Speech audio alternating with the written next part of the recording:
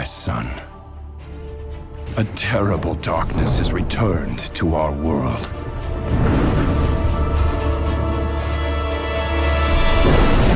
As before, it seeks to annihilate everything that we hold dear. I go to face it, knowing I may not return.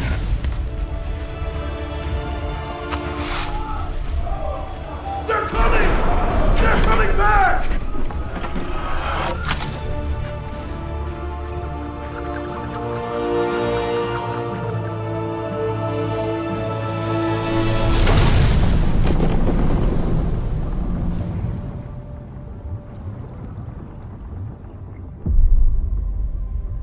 Anduin, I now believe, as you do,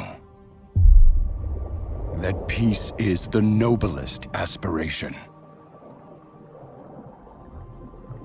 But to preserve it, you must be willing to fight for the Alliance.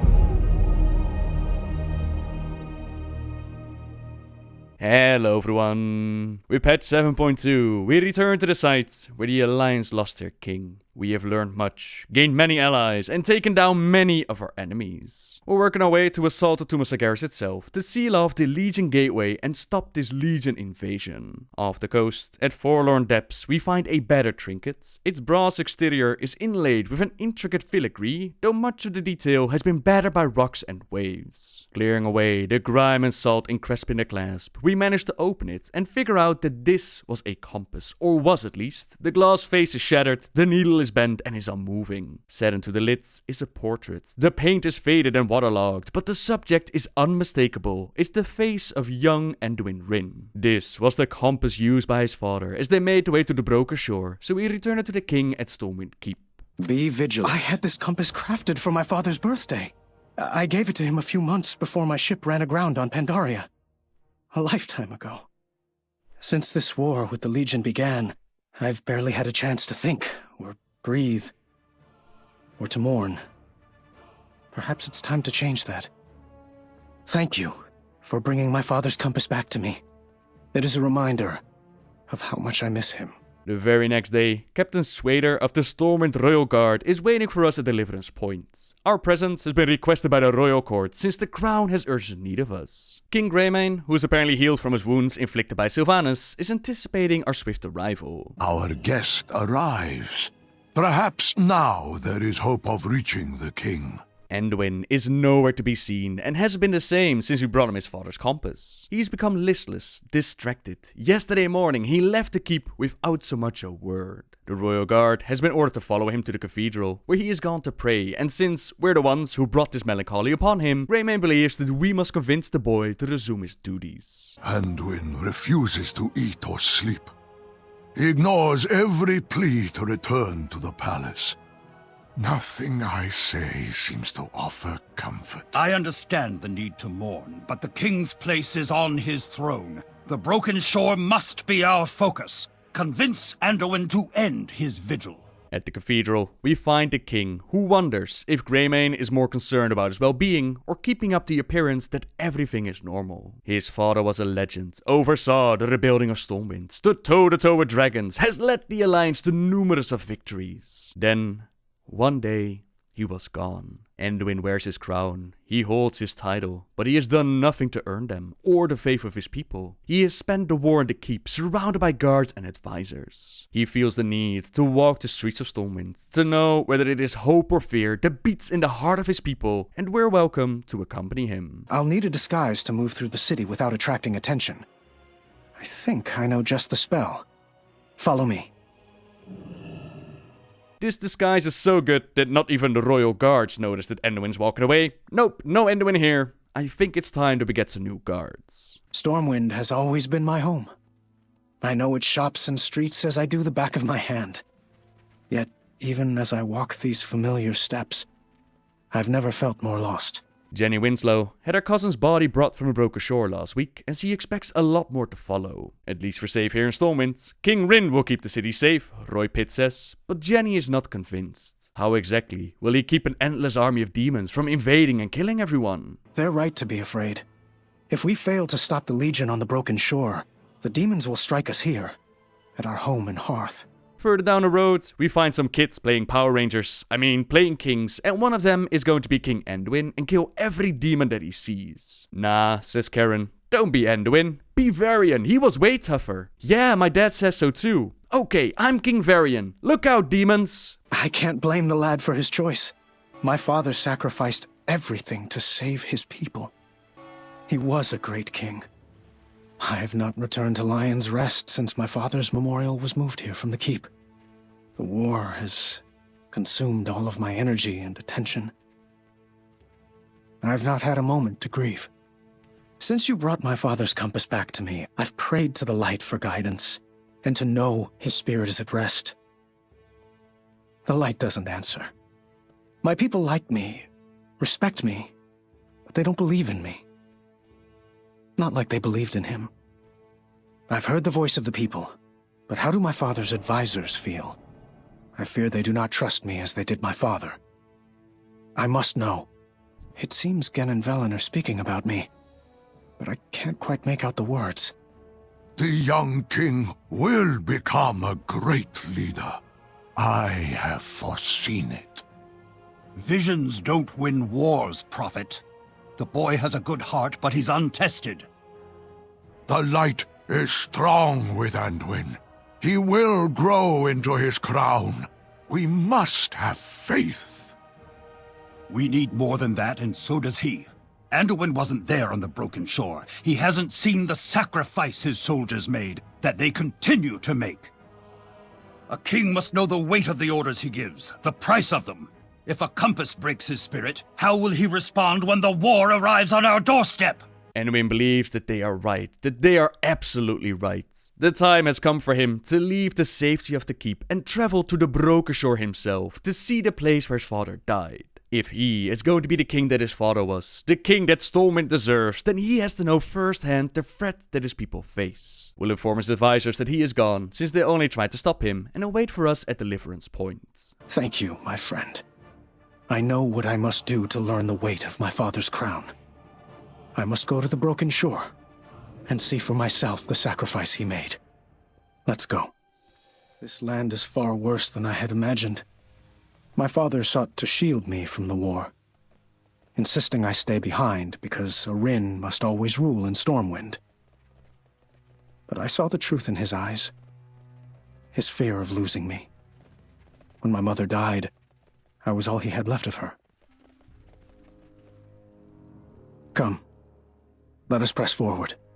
This place is filled with indescribable horrors. To think that he was blind to all of this pain and suffering. Never in his life has he seen such destruction, such misery. The very grounds we walk on is paved with the bones of our allies. Even now, the spirits of Alliance soldiers are wandering the ruins. We cannot leave this place without putting the souls of our brave soldiers to rest. Souls that cannot believe that they are dead. They have families that they can't leave behind. How will they survive without them? Some of them were trapped inside the soul engine, which Velen described to be a fate worse than death. And now, where's their body? What happened to them? We speak to the spirits. We tell them to find a way to the light. Find a way to their well-earned rests. Time and time again, I have watched from afar as the heroes of Stormwind fought and died to preserve peace on Azeroth.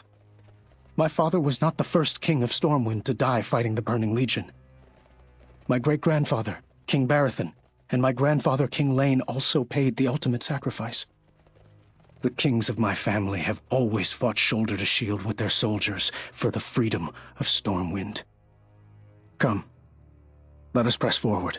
King Barathon lost his life while trying to defend Stormwind from a siege by Gurubashi trolls, while King Lane found his end by betrayal, the assassination from Garona half-Orcan. Anduin gazes upon the remains of the fell reaver that forced his father to sacrifice himself. Now that he has seen the broken shore and the terror of the burning legion firsthand, his eyes have been opened to the truth. Not the truth of the unfathomable evil of the enemy, but of the bravery and sacrifice that such evil brings about in the heart of our people. His father once told him that every king must carry the weight of his crown, and his has never felt heavier than it does at this very moment. I have lived my life, sheltered by the blood of heroes like Tyrion and Bolvar.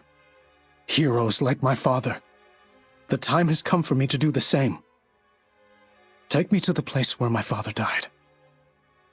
I must see it for myself. There's one last place to visit, the place where his father died, so that he may honor his sacrifice. Here. This is where his father fell.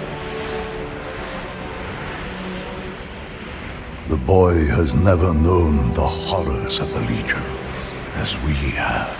No.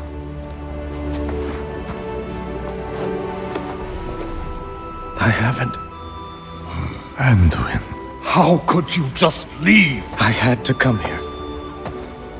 My boy, you don't need to see this.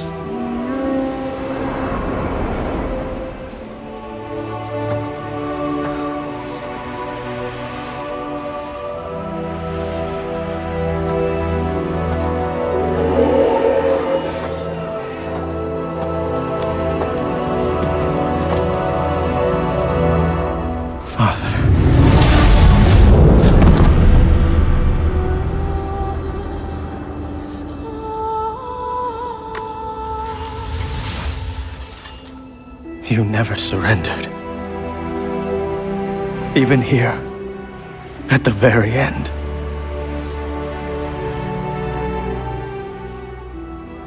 I cannot do this, Father. I can't be the hero you were. I can't be the king you were. Anduin, your father's actions were indeed heroic. They were his challenge to us, his people, to never let fear prevail, even at the very gates of hell.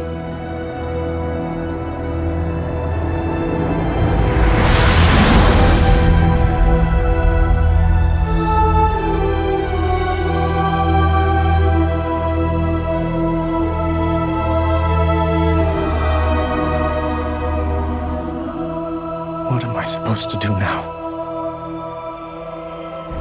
What a king must do.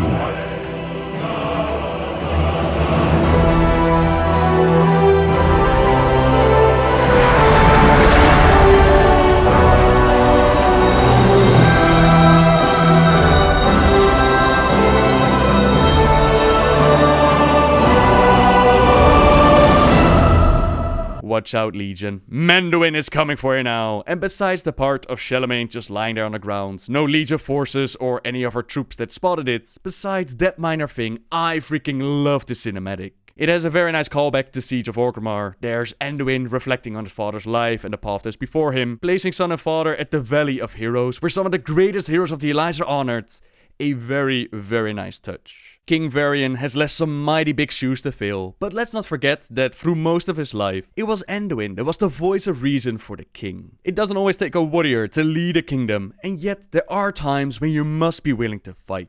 8 months ago, Blizzard released some comics related to Legion, and at the time I thought that the Anduin, Son of the Wolf comic, that it was set much closer to the immediate defeat at the Broken Shore. Part of it was because Anduin mentioned his coronation, but it seems like that comic that it actually plays out after we take him to the Broken Shore. That would explain how he got his hands on Charlemagne, and also how he was able to stand up against the Dreadlord's words. He is the son of Varian, and his father changed him as much as he has changed the wolf. This does lead into the question as to where they're going to take Anduin next. In the past, it was always said that Anduin was awful at fighting in melee combat. His skills were more for the bow or the throwing daggers. Or of course, there was the affinity to the light and the powers connected to that.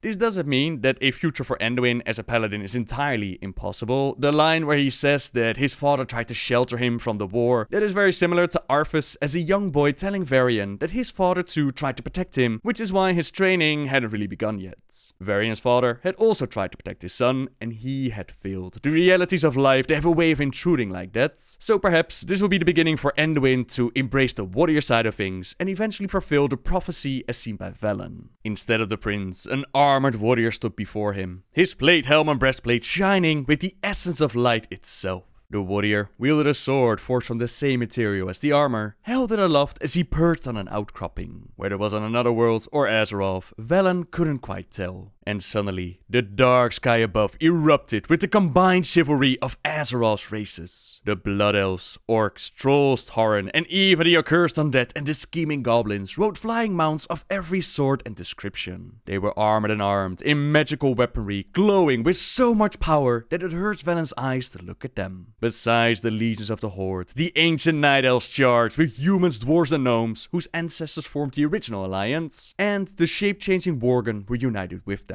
Velen's own Draenei bolstered the army, their ranks adorned in otherworldly metals and bearing crystalline maces and swords. The Alliance and Horde were not alone. Dragons swooped and soared in formation that made the sky resemble a giant, multicolored reptilian wing. They blanketed the horizon with their physical size and numbers, and when they roared a challenge, it shook not just the earth Velen stood on, but the universe as well. And yet, for all of this, the greatest shock to Velen's senses came as he saw those that flew just beyond the army of dragons. The Naru had taken the field, so many that Velen didn't understand how creation could contain them. The power of these beings of light filled Velen's heart with hope, swept away the lonely centuries, and left him in wonder that he could ever despair, that the dark, no matter how terrible, could ever truly reign. And then a shadow fell. It was vast and empty and swallowed all light that entered it. Velen knew it would be all-consuming until at last it would turn and devour itself, endlessly gnawing on nothing in the great dark beyond, removing all meaning from the universe, from the most heartbreaking sonata to the most arresting sunset.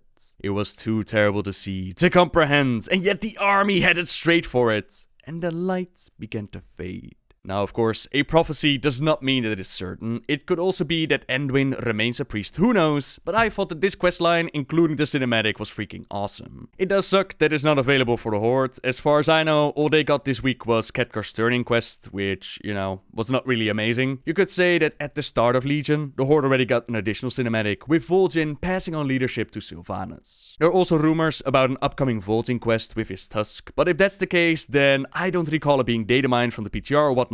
And I also wonder, if that quest is truly a thing, then why wouldn't they release it on the same week? It's patch 5.3 all over again, only this time reversed. Would have been nice to at least make a scenario and give the Horde a chance to experience this as well, but what can you do? What the Horde did get last week was the short story about Nathanos Blightcaller and Banshee Queen Sylvanas Windrunner, which I'll link in the description down below if you want to read it for yourself. The story explains that Sylvanas, like her other two Windrunner sisters, she has a thing for humans. We already knew that she appointed Nathanos as the first and only human Ranger General, but in the story they were also flirting and touching and all the things that people do when they like each other.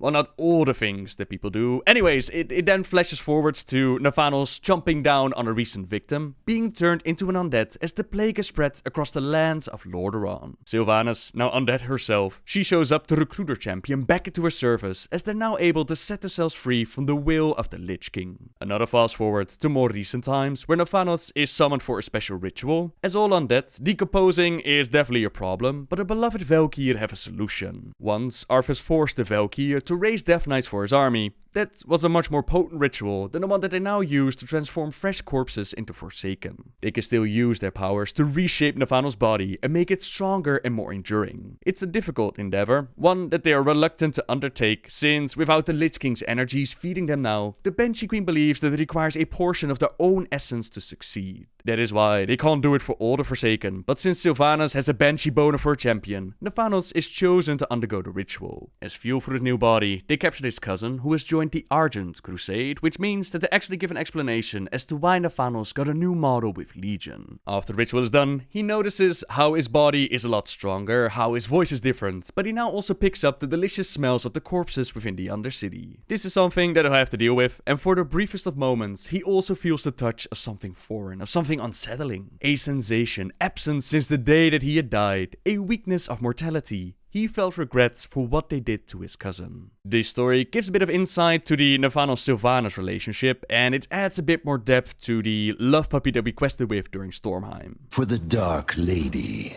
If you read the short story, then by all means let me know what you think about it, cause I'm quite curious how it's received. Do you think that empowering her troops, like they did with Nathanos, or perhaps preventing the decaying of her troops is the reason why Sylvanas made the bargain with Helya? Let me know in the comments down below. And with that, we're going to call it a day, so thank you very much for watching everyone. Subscribe if you like my videos, leave a like if you enjoyed this one, and until next time guys, see ya!